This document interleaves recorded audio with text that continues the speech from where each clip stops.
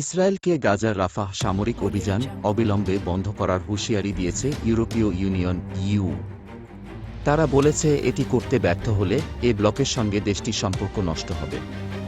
বুধবার ইইউর পররাষ্ট্রনীতি বিষয়ক প্রধান জোসেফ বোরেল ইউরোপীয় ইউনিয়নের নামে জারি করা বিবৃতিতে এসব কথা বলা হয়েছে। খবর এফপি। বিবৃতিতে বলা হয়েছে, ইসরায়েল রাফাতে তাদের সামরিক অভিযান অব্যাহত রাখলে তা অনিবার্যভাবে ইসরায়েলের সঙ্গে ইইউর সম্পর্কের ওপর একটি নেতিবাচক প্রভাব ফেলবে।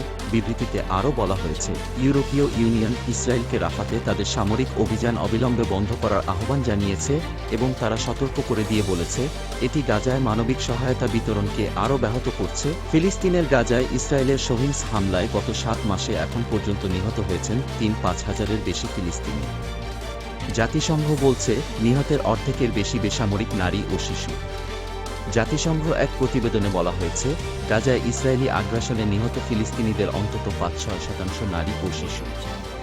জাতিসংঘকে উদ্ধৃত করে এ খবর নিশ্চিত করেছে বার্তা সংস্থা এফপি।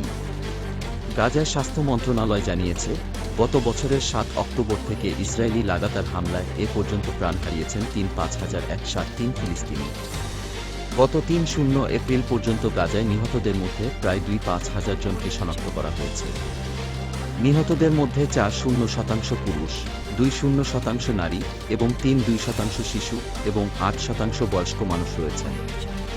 গাজা কর্তৃপক্ষ বরাবরই বলে আসছে, উপত্যকায় ইসরায়েলি হামলায় নিহতদের মধ্যে বেশিরভাগই নারী ও শিশু।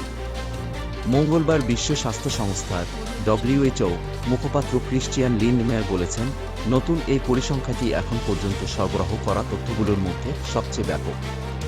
তিনি জেনেভায় সাংবাদিকদের বলেন, অজ্ঞাত পরিচয়ের ক্ষেত্রে একই অনুপাত প্রয়োগ করলে এবং নিহত বয়স্ক নাগরিকদের অর্ধেক নারী হলে এটা আশা করা যেতেই পারে যে নিহত 3-5 হাজারেরও বেশি মানুষের মধ্যে অন্তত 5-6% নারী ও শিশু রয়েছে।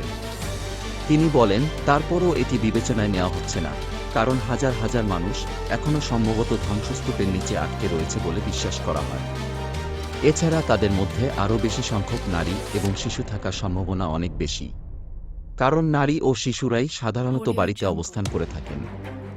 মুখপাত্র ক্রিশ্চিয়ান লিন্ডমেয়ার বলেন, সুতরাং ন্যূনতম পরিসংখ্যানগত গণনা থেকে বলা যায়, গাজায় নিহতদের 6-0% নারী এবং শিশু হতে পারে।